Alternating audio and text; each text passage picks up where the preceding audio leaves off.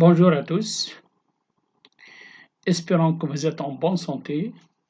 On vous propose un exercice corrigé sur le chapitre Limite et continuité d'une fonction numérique à variable réelle, destiné aux élèves de 4e année secondaire, section mathématiques, sciences expérimentales, informatique et technique.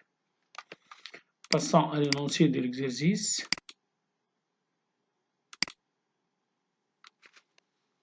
Soit f, la fonction définie sur R par f d'x égale x au cube plus x plus 1 si x inférieur ou égal à 0 et f d'x égale x fois sinus 2 sur x plus 1 si x est strictement positif. On désigne par-ci la courbe de f dans un repère orthonormé OIJ. La première question, petit a, calculer la limite lorsqu'x tend vers moins l'infini de f de x et la limite en moins l'infini de f de x sur x et interpréter graphiquement ces résultats. Petit b, montrer que la limite lorsqu'x tend vers plus l'infini de f de x est égale à 3. Interpréter graphiquement ce résultat. Deuxièmement, petit a, montrer que pour tout réel x strictement positif, moins x plus 1 inférieur ou égal à x inférieur ou égal à x plus 1. Petit b, montrer que f est continu en 0. Petit c, justifier que f est continu sur tout R. Troisièmement, calculer les limites suivantes. La limite lorsqu'x tend vers 0 de f de 1 moins cos x sur x. La limite lorsqu'x tend vers 0 plus de f de 1 sur x. La limite lorsqu'x tend vers pi sur 2 plus de tangente x fois f de 1 sur tangente x. Et la limite en moins l'infini de f rond f de x sur f de x. Quatrièmement, petit a, montrer que la fonction f est strictement croissante sur moins l'infini 0. Petit b, montrer que l'équation f d'x égale à 0 admet une seule solution alpha appartenant à l'intervalle moins l'infini 0. Petit c, vérifie que alpha est compris entre moins 0,7 et moins 0,6. Petit d, montrer que alpha est égal à moins 1 sur 1 plus alpha carré. Petit e, déterminer le sinus de f sur moins l'infini 0. Petit f, déterminer l'image de l'intervalle moins l'infini alpha par la fonction f rond f. Ça, c'est l'énoncé de l'exercice. Passons à la correction. Premièrement, petit a, il s'agit de calculer la limite en moins l'infini de f de x, qui est égale à la limite en moins l'infini de x au cube plus x plus 1. Ça, c'est une fonction polynôme de 3e degré. Alors, la limite à l'infini d'une fonction polynôme, on prend la limite d'un nombre le plus haut degré. Donc, on aura la limite en moins l'infini de x au cube est égale à moins l'infini. Passons à la limite en moins l'infini de f de x sur x est égale à la limite en moins l'infini de x au cube plus x plus 1 sur x. On obtient la limite d'une fonction rationnelle. La limite à l'infini d'une fonction rationnelle, on prend le monome le plus haut degré en haut sur le monome le plus haut degré en bas. Donc, est égal à la limite en moins l'infini de x au cube sur x. On simplifie par x. On aura la limite en moins l'infini de x au carré qui est égal à plus infini. Donc, on a calculé la limite à l'infini, on a trouvé moins l'infini. La limite de f de x moins x en moins l'infini aussi infini. Cela signifie que la courbe C admet une branche parabolique de direction, celle de OJ. Donc, admet une branche parabolique de direction l'axe des ordonnées. Petit b, on va montrer que la limite en plus infini de f de x est égale à 3. Pour cela, La limite en plus infini de f de x est égale à la limite en plus infini de x sinus 2 sur x plus 1. 2 sur l'infini c'est 0, sinus de 0 c'est 0, 0 fois l'infini forme indéterminé. Donc on va essayer d'écrire f sous forme la composée de deux fonctions i et v. Pour cela, on va écrire x, puisque x tend vers plus infini, x est non nul, on peut l'écrire 1 sur 1 sur x. Donc on aura la limite en plus infini de 1 sur 1 sur x fois sinus 2 sur x. 1 sur a fois b est égal à la limite en plus infini de sinus 2 fois 1 sur x plus 1. Alors maintenant, on va considérer les deux fonctions i et v. I, la fonction x c'est 1 sur x, donc 1 sur x. Et v, la fonction qui a x c'est sinus de 2x plus 1, sinus de 2x sur x plus 1. Alors, on remarque que la fonction f, que pour tout x positif, on a f est égal à v rond i de x. Donc, pour calculer la limite à l'infini d'une fonction composée, alors on va calculer la limite en plus infini de i de x, qui est égale à la limite en plus infini de 1 sur x, qui est égale à 0. Maintenant, on calcule la limite de la fonction v ou en 0, c'est-à-dire aux limites ainsi trouvées. Donc, la limite lorsqu'x tend vers 0 de v de x est égale à la limite du sinus de 2x sur x plus 1. Alors, on a cette formule, de la forme, la limite en 0 de sinus ax sur x donne a. Donc, la limite en 0 de sinus de 2x sur x est égale à 2. 2 plus 1 est égal à 3. Et finalement, on a la limite en plus infini de f de x est égale à 3. Alors, on peut dire graphiquement que la droite y égale 3 est une asymptote horizontale à la courbe C au voisinage de plus infini. Donc, si la limite d'une fonction à l'infini est réelle, cela prouve que la courbe de cette fonction admet une asymptote horizontale. Troisièmement, petit a, on va essayer d'encadrer la fonction f de x. On sait que pour tout x strictement positif, sinus 2 sur x compris entre moins 1 et 1, on multiplie par x, x était réel strictement positif, donc si on multiplie chacun des membres par x, l'inégalité reste, on aura moins x, inférieur à x, sinus 2 sur x inférieur ou égal à x. On ajoute 1 à chacun des membres, on obtient que 1 moins x inférieur à 1 plus x sinus 2 sur x inférieur à 1 plus x. Donc cela nous donne que pour tout x strictement positif, f de x est compris entre 1 moins x et 1 plus x. Petit b, on va prouver que la fonction f est continue.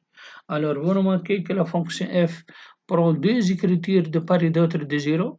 Donc, c'est une fonction polynôme sur l'intervalle moins infini 0 et une fonction composée sur l'intervalle 0 ouvert plus infini. Alors, pour cela, on va regarder la limite à gauche et la limite à droite.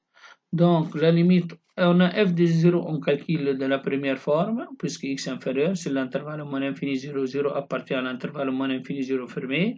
Donc, f de 0, on calcule de l'écriture x au cube plus x plus 1, on trouve 1. La limite à gauche, c'est une limite simple. La limite en 0 moins de x au cube plus x plus 1, il suffit de remplacer par x par 0, vous trouvez que cette limite vaut 1. Pour calculer la limite en 0 plus, alors la limite en 0 plus de f d'x égale la limite en 0 plus de x sinus 2 sur x plus 1. Si on remplace 2 sur x, on aura 2 sur 0 plus l'infini. Sinus de l'infini n'existe pas, donc on va faire un encadrement. L'encadrement c'est déjà fait au troisièmement petit a, donc on va utiliser le résultat trouvé à la question troisièmement petit a. On a f d'x compris entre 1 moins x et 1 plus x. Par passage à la limite en 0 plus de 1 moins x est égal à 1. La limite en 0 plus de 1 plus x aussi c'est 1. D'après le théorème de gendarme, alors la limite en 0 plus de f d'x égale à 1 égale f de 0. On trouve que la limite en 0 moins est égale à la limite en 0 plus est égale à f de 0. Cela prouve que notre fonction f est une fonction continue en 0. Maintenant, on va justifier la continuité de f sur l'intervalle, sur tout R. Alors, sur l'intervalle ouvert moins infini 0, On a f continu comme la restriction d'une fonction polynôme. On sait que la fonction x aussi x au cube plus x plus 1, c'est une fonction polynôme continue sur tout R, en particulier continue sur l'intervalle moins infini 0. Maintenant, sur l'intervalle 0 plus infini, on a signalé, donc on a la fonction h, qui est x aussi 2 sur x est une fonction rationnelle, elle est continue sur 0 plus infini, et l'image de l'intervalle 0 plus infini par la fonction h ici 0 plus infini. On a la fonction g qui est x aussi sinus x plus 1, c'est une fonction continue sur tout R comme étant fonction trigonométrique. Alors, elle est continue donc sur R contenant l'intervalle image. Alors, la fonction f, ce qui est égal à g rond h, est continue sur l'intervalle 0 plus infini. Donc, ici, on a utilisé la continuité d'une fonction composée intervalle. Le théorème signale que si f est continu sur i, et j est continu sur l'intervalle j contenant f de i, donc il faut que l'intervalle j contient l'image de i par f. Alors, la fonction g rond f est continue sur i. Donc ici, on a utilisé le théorème de la continuité d'une fonction composée. On obtient donc que notre fonction f elle est continue sur le moins infini 0, elle est continue sur l'ouvert 0 plus infini, de plus elle est continue en 0, alors on peut dire que notre fonction elle est continue sur tout R. Calcul des limites. Alors la première limite, on va calculer la limite en 0 de f de 1 moins cos x sur x, ça c'est une fonction composée.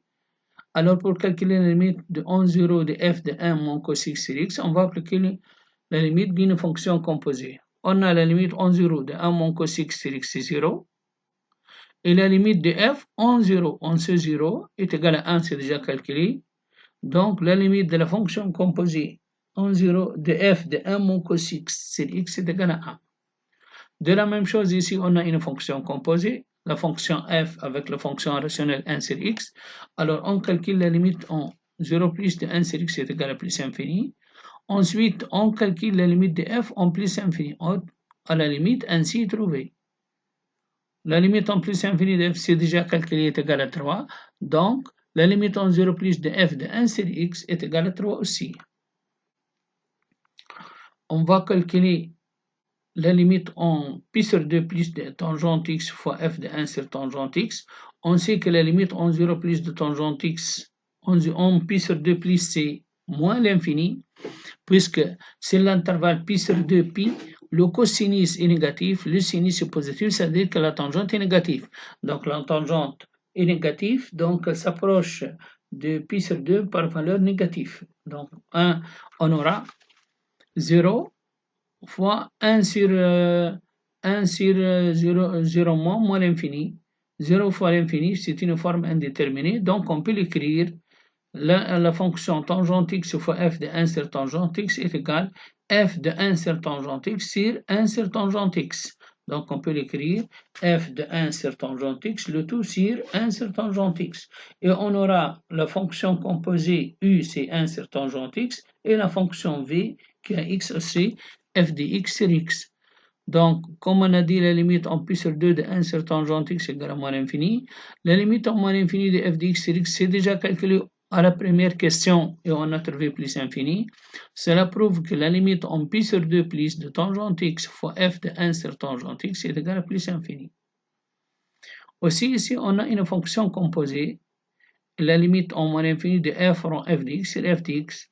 Alors, on peut écrire la limite en moins l'infini de f de x sur f de x. Donc, on a deux fonctions composées. L'une, c'est la fonction f et l'autre, c'est la fonction h qui est égale f de x sur x. Donc, fonction composée, on va appliquer le théorème de la limite d'une fonction composée. On a la limite en moins l'infini de f de x en moins l'infini, c'est moins l'infini. Et la limite en moins l'infini de f de x sur x est égale à plus infini. C'est déjà calculé à la première question. Cela prouve que la limite en moins l'infini de f rond f de x sur f de x est égale à plus infini. Passons à la quatrième question. Petit a, il s'agit de montrer que la fonction est strictement croissante sur l'intervalle moins l'infini 0. Ici, on a une fonction simple, la fonction polynôme x au cube plus x plus 1. On peut utiliser la définition comme on peut utiliser le nombre, la fonction dérivée. Alors, on a f est dérivable sur l'intervalle moins l'infini 0 comme restriction d'une fonction dérivable sur toute R. La dérivée est f' d'x égale 3x au carré plus 1. Dérivée d'x au cube, c'est 3x carré. Dérivée de x, c'est 1. Et dérivée de 1, c'est 0. Donc, sa dérivée est strictement positive. Cela prouve que la fonction f est strictement croissante. Donc, comme vous pouvez utiliser la définition, comme vous pouvez utiliser le taux de variation de f sur l'intervalle moins infini 0. Donc, ça, c'est une méthode parmi des autres méthodes. Petit b, on va prouver que la fonction f admis f d'x égale 0 admis une seule solution appartient à l'intervalle moins infini 0. On a f continu et strictement croissant sur le moins infini 0. Donc la continuité provient, puisque c'est une fonction polynôme, elle est strictement croissante d'après petit a. Et on a l'image de l'intervalle moins infini 0, puisque la fonction est strictement croissante, c'est la limite au moins infini, c'est moins infini, f de 0 c'est 1. Donc l'image de l'intervalle moins infini 0, c'est moins infini 1. Et 0 appartient à l'intervalle image. Elle se trouve dans ce réel appartient à l'intervalle image. Alors l'équation f d'x égale à 0 admet une seule solution alpha appartenant à l'intervalle moins l'infini 0. Petit c, c'est une simple vérification. Pour vérifier que alpha compris entre moins 0,7 et moins 0,6, on calcule f de moins 0,7. Alors on trouve c'est moins 0,43 strictement négatif. F de moins 0,6 c'est 0,184 strictement positif. Donc le produit f de moins 0,7 fois f de moins 0,6 est strictement négatif. Alors cela prouve que 0 compris entre les deux images et par suite alpha compris entre moins 0,7 et moins 0,6. Petit d, on a f de alpha est égal à 0, c'est-à-dire alpha est une solution de l'équation x au cube plus x plus 1 égale 0. Cela prouve que alpha au cube plus alpha plus 1 égale 0. Cela signifie que a au cube plus a égale moins 1. En mettant alpha en facteur, on aura alpha facteur de alpha carré plus 1 égale moins 1. Cela prouve que alpha égale moins 1 sur 1 plus alpha carré. Alors maintenant, petit e, on va déterminer le signe de f. On a si x appartient à un intervalle moins infini alpha, c'est-à-dire que x est inférieur à alpha, alors f de x est inférieur à f de alpha puisque la fonction est strictement croissante, donc cela prouve que f de x est inférieur ou égal à 0. Donc sur l'intervalle moins infini alpha, notre fonction f, elle est négative. Si x appartient à un intervalle alpha 0, donc on applique le f, la fonction f est strictement croissante, donc f de x inférieur, f de alpha inférieur ou égal à f de x inférieur ou égal à f de 1. Cela prouve que notre fonction f est compris entre f de x compris entre 0 et 1, c'est-à-dire qu'elle est positive. Donc le signe de f c'est l'intervalle moins infini 0. On a sur l'intervalle moins infini alpha, elle est négative, c'est-à-dire en alpha, et sur l'intervalle alpha 1, elle est positive. Petit f, on va déterminer l'image de l'intervalle moins infini alpha par la fonction composée f rond f. Pour cela, on va déterminer l'image de l'intervalle moins infini alpha. On sait que la fonction f est strictement croissante sur l'intervalle moins infini alpha. Donc, l'image de l'intervalle moins infini alpha est égale à la limite au moins infini de f de x et f de alpha. Ici, puisqu'elle est fermée. La limite au moins infini, c'est moins infini.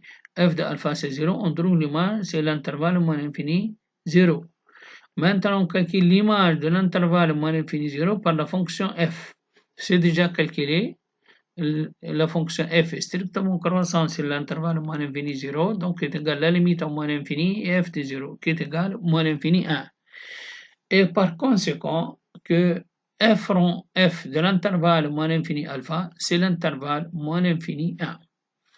Merci pour votre attention. Ça, c'est un exercice de synthèse, on peut dire, sur les limites et continuité d'une fonction à variable réelle. Merci pour votre attention et au revoir.